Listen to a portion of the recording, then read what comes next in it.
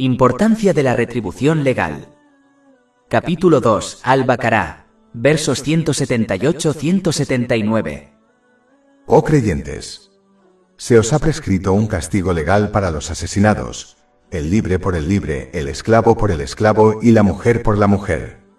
Pero quien descuide algo de su hermano, el asesino, que se le dé un castigo adecuado y se le pague, al heredero o representante legal del fallecido, con buena conducta. Esto es un alivio de vuestro Señor y una misericordia. Pero quien transgreda después de eso tendrá un castigo doloroso. Y hay para vosotros un castigo legal, salvar la vida, oh gente de entendimiento, para que seáis piadosos.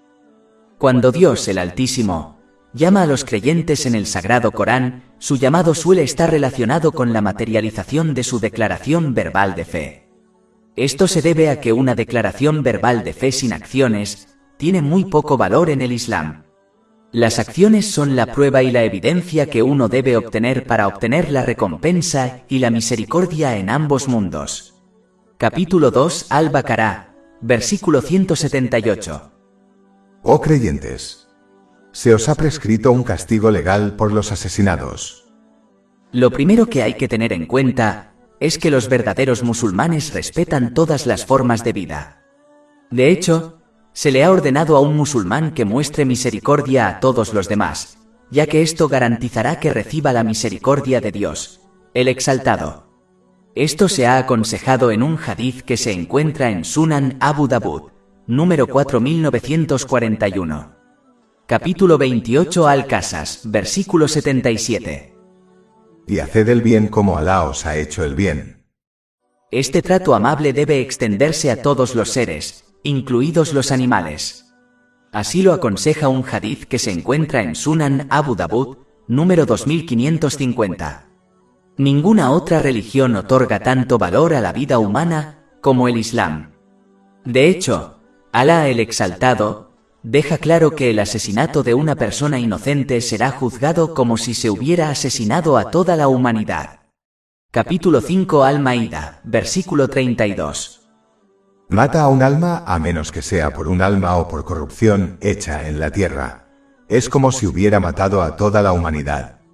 Y quien salve a uno, es como si hubiera salvado a la humanidad por completo. La propia definición de musulmán y creyente dada por el santo profeta Muhammad, la paz y las bendiciones sean con él, en un hadith que se encuentra en Sunan an-Nasai, número 4998, deja en claro que el Islam enseña a mantener el daño alejado de los demás. Este hadith aconseja que un musulmán y un creyente es aquel que mantiene su daño verbal y físico alejado de los demás y de lo que posee. El santo profeta Muhammad, la paz y las bendiciones sean con él, nunca dañó a otra persona o criatura a menos que fuera en defensa propia contra un soldado masculino durante una batalla. Nunca dañó a una mujer, un anciano, un niño o un no soldado. De hecho, nunca se vengó a sí mismo y solo aplicó el castigo decretado por Alá, el Exaltado como jefe de Estado, a aquellos que cruzaron los límites establecidos por Alá, el Exaltado, y fueron encontrados culpables mediante evidencia irrefutable.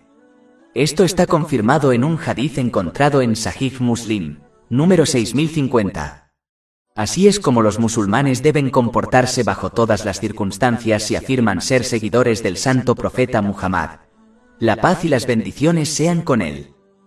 Como el Islam es una religión y un modo de vida perfectamente equilibrados y realistas, a los musulmanes se les ha concedido el permiso de defenderse a sí mismos, a sus familias y a sus bienes. Pero esta autodefensa debe estar dentro de límites definidos. Los musulmanes no tienen permiso para atacar a otros primero y dañar a personas inocentes. Por lo tanto, los musulmanes deben actuar según las enseñanzas del Islam con respecto a cómo tratan a los demás, lo que se puede resumir en tratar a los demás como ellos mismos desean ser tratados por la gente. Capítulo 2 Al-Baqará, versículo 178.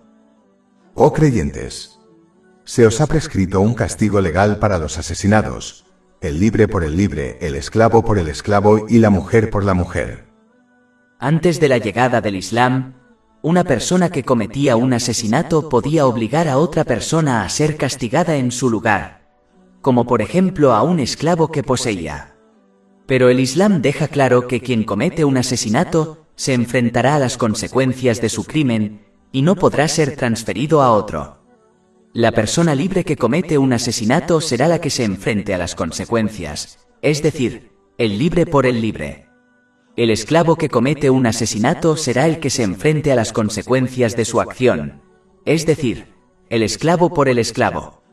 Y la mujer que comete un asesinato será la que se enfrente a las consecuencias de su acción, es decir, la mujer por la mujer. En términos generales, este principio se aplica en todos los casos. Es decir, una persona no podrá trasladar a otra persona la responsabilidad de afrontar las consecuencias de sus pecados. De hecho, el principal culpable al que la gente culpa incluso ahora es el diablo. Pero él anunciará en el día del juicio que, como nunca obligó físicamente a nadie a cometer pecados, la culpa debe ser para ellos mismos y no para él. Capítulo 14 Ibrahim, versículo 22. Y Satanás dirá cuando el asunto haya sido concluido: en verdad Dios os había prometido la verdad. Yo os lo prometí, pero os traicioné. Pero no tenía ningún poder sobre vosotros, excepto que os invité y vosotros respondisteis. Así que no me culpéis a mí, sino culpaos a vosotros mismos. Si uno no es capaz de echarle la culpa de sus pecados al diablo, el principal incitador del mal, ¿cómo puede creer que podrá echarle la culpa de sus pecados a otro? Esta es una actitud tonta que solo alienta a uno a cometer más pecados, y por lo tanto debe abandonarse.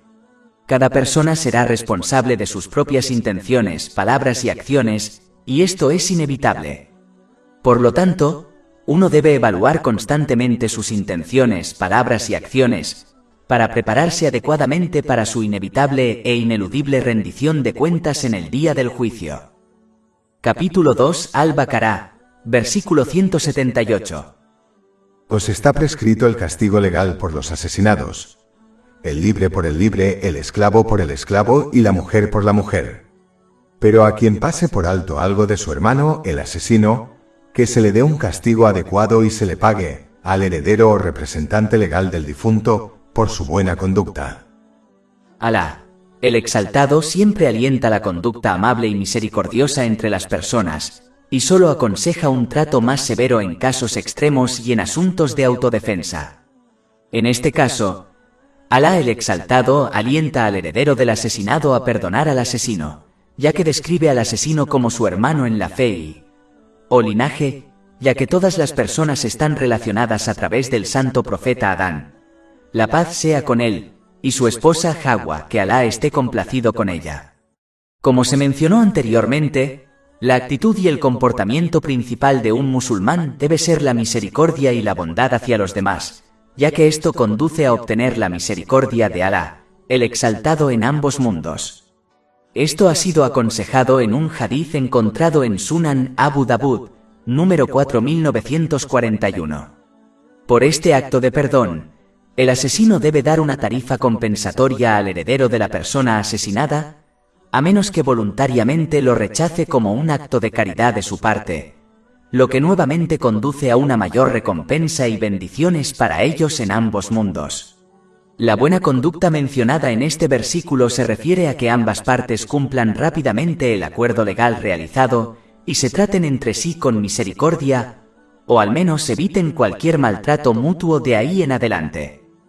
En términos generales, esto indica la importancia de adoptar una postura neutral hacia los demás, especialmente cuando no nos llevamos bien con ellos debido a una diferencia en las características y el comportamiento, en lugar de adoptar una postura negativa hacia los demás.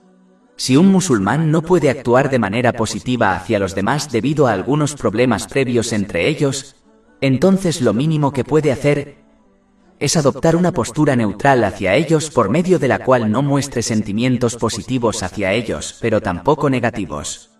El nivel más alto, que conduce a una mayor recompensa, es adoptar una actitud positiva hacia los demás, incluso cuando hayamos tenido problemas con ellos en el pasado. Pero esto es recomendable, pero no obligatorio. Además, es importante señalar que esto no significa que uno no deba cambiar la situación abusiva y peligrosa en la que se encuentra involucrado, ya que el Islam no lo recomienda en absoluto. Un musulmán debe tomar medidas para cambiar su situación y circunstancias, con el fin de protegerse a sí mismo y a los demás del abuso físico y verbal. Pero después de hacerlo, debe esforzarse por adoptar una actitud positiva hacia la persona con la que tuvo problemas en el pasado, y luego seguir adelante con su propia vida con la mente clara.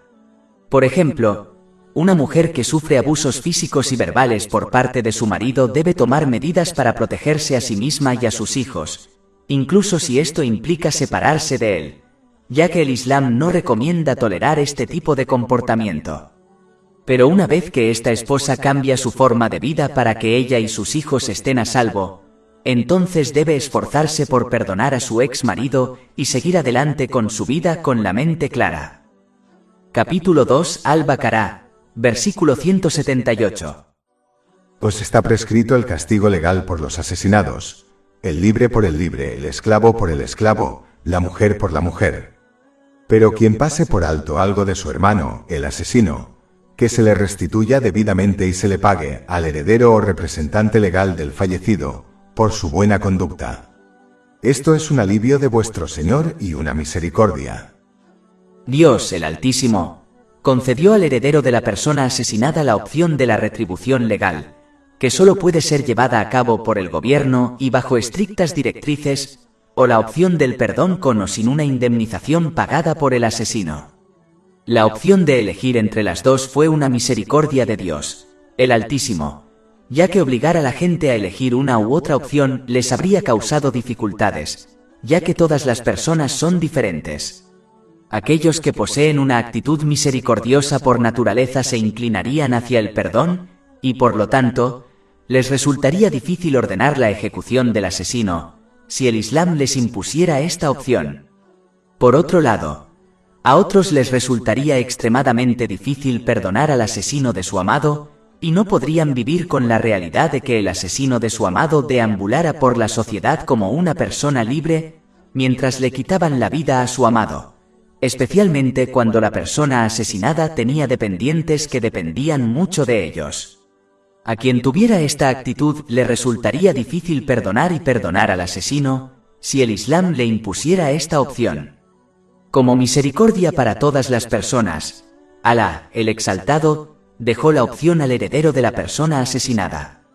A diferencia de la mayoría de las constituciones legales de la actualidad, que dejan el destino del asesino en manos de un juez o de un jurado compuesto por completos desconocidos. Este sistema roto impide que el heredero encuentre cierta paz mental que se obtiene cuando se le concede la opción de elegir el destino del asesino y dejar el asunto en paz para poder seguir adelante con su vida. Este sistema roto es la razón por la que la familia de la persona asesinada o, en delitos distintos del asesinato como las violaciones, la propia víctima y su familia a menudo se quejan de que no se hizo justicia, incluso cuando el criminal es sentenciado a prisión, ya que su pena de prisión no se corresponde con el delito. Es decir, el criminal será liberado en unos años y volverá a su vida normal, donde recibirá beneficios del gobierno mientras que la víctima y su familia quedarán marcados psicológicamente de por vida. Lo único que puede aliviar un poco este trauma psicológico es concederle a la familia el poder de elegir qué pasa con el criminal. Capítulo 2 Al-Baqarah, versículo 178. Se os ha prescrito el castigo legal por los asesinados, el libre por el libre, el esclavo por el esclavo y la mujer por la mujer. Pero quien pase por alto algo de su hermano, el asesino, que se le restituya y se le pague, al heredero o representante legal del fallecido, por su buena conducta. Esto es un alivio de vuestro Señor y una misericordia. Pero quien transgreda después de esto tendrá un castigo doloroso. La transgresión se refiere a la venganza directa de los familiares del fallecido, ya que solo el gobierno puede aplicar el castigo legal, o a la venganza después de que se haya llegado a un acuerdo de compensación o perdón. También incluye el hecho de que el asesino vuelva a matar, después de haber sido indultado la primera vez. En este caso, el juez de primera instancia emitirá la orden de ejecución incluso si el heredero del segundo asesinado acepta el perdón. Por lo tanto, Se cierran así las lagunas legales que un criminal puede utilizar para escapar de la justicia. Capítulo 2. Al-Baqará, versículos 178-179. Se os ha prescrito un castigo legal para los asesinados: el libre por el libre, el esclavo por el esclavo y la mujer por la mujer. Pero quien omita algo de su hermano, el asesino, que se le dé un castigo adecuado y se le pague al heredero o representante legal del fallecido, con buena conducta.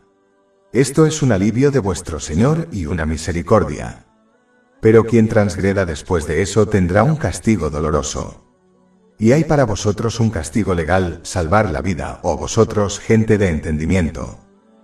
En la retribución legal está la vida, ya que muchos asesinos no se dejan disuadir de su conducta por ningún castigo menor que la ejecución.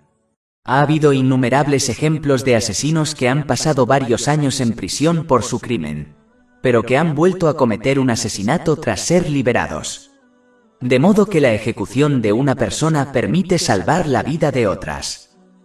Además, como se ha comentado anteriormente, esta retribución legal también favorece el estado mental de los familiares de la víctima, ya que saber que el asesino ha pagado con su vida por su crimen es una forma de ayudar a los familiares de la víctima a seguir adelante con sus vidas.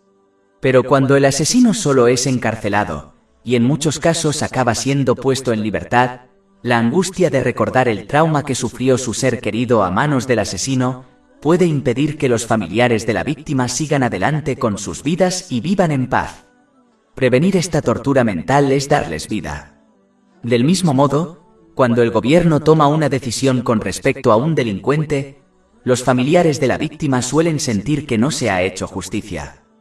Esta es una de las razones por las que, en los casos de asesinato intencionado, a los familiares de la víctima se les da la opción de ejecutar al asesino o indultarlo con o sin compensación económica.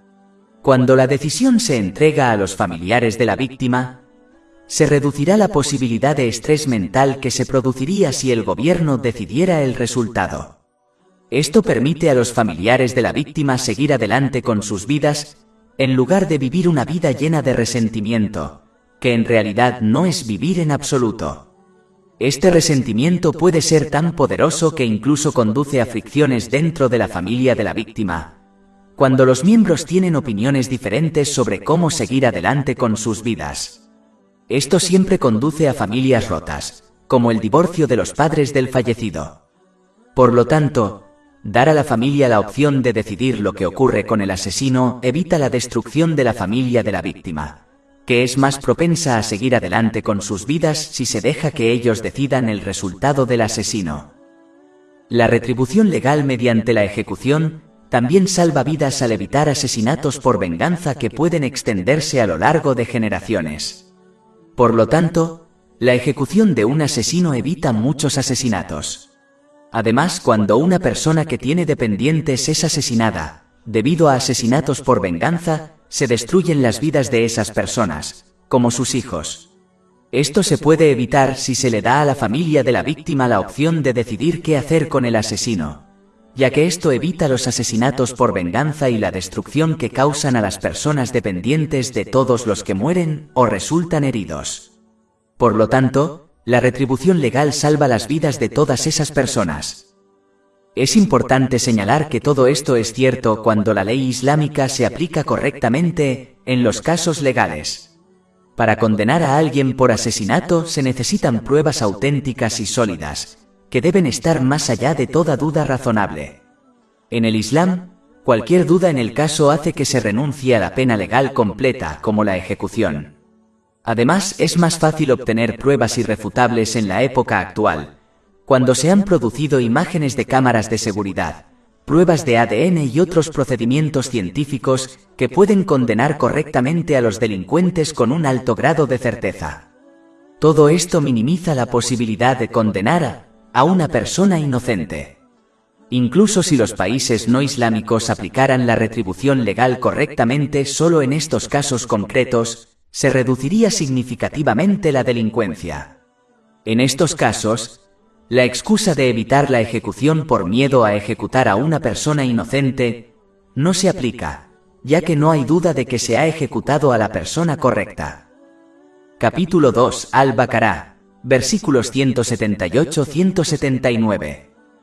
Se os ha prescrito un castigo legal para los asesinados: el libre por el libre, el esclavo por el esclavo y la mujer por la mujer. Pero quien omita algo de su hermano, el asesino, que se le dé un castigo adecuado y se le pague al heredero o representante legal del fallecido, con buena conducta.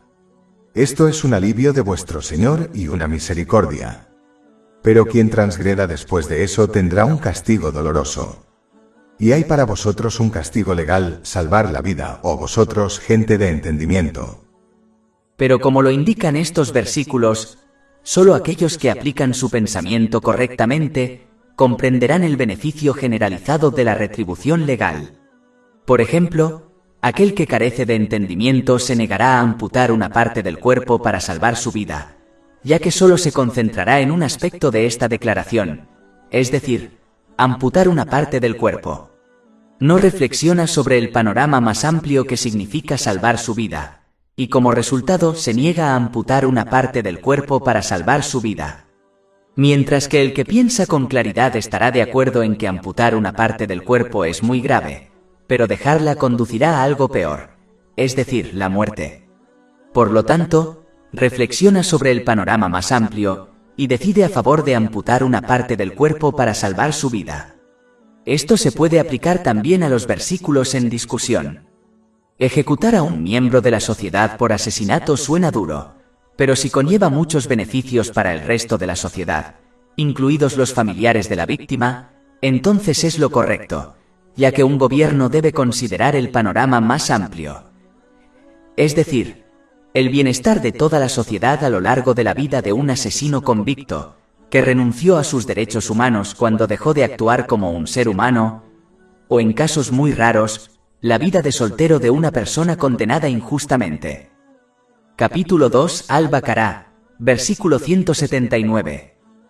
Y hay para vosotros en retribución legal, salvación de vida o gente de entendimiento, para que seáis justos. Como se indica en la última parte de este versículo, la retribución legal mediante la ejecución también actúa como un fuerte elemento disuasorio para el público en general. Cuando presencian la ejecución de asesinos, evitarán que quienes deseen dañar o matar a alguien se abstengan de hacerlo por miedo a perder su propia vida y, de ese modo, a perder la vida de ellos mismos y de otros. Esto puede aplicarse a todo tipo de delitos. Si el castigo por delitos como la violación fuera más severo, disuadiría a muchos posibles delincuentes de cometer delitos. La existencia de leyes blandas es una de las principales razones por las que los índices de delincuencia no disminuyen en las sociedades. Un aspecto de la retribución legal es perdonar al asesino. Este acto de bondad puede alentar al asesino a arrepentirse sinceramente de su vida delictiva, lo que conduce a la salvación de su propia vida y de las vidas protegidas de otras personas a las que habría dañado si hubiera continuado con su maldad. Además, puede alentar a otras víctimas potenciales y a sus familiares a perdonar también a sus opresores, lo que a su vez conduce a la salvación de muchas vidas y a la propagación de la paz y la misericordia en la sociedad. Capítulo 2 Al-Baqará, versículo 179.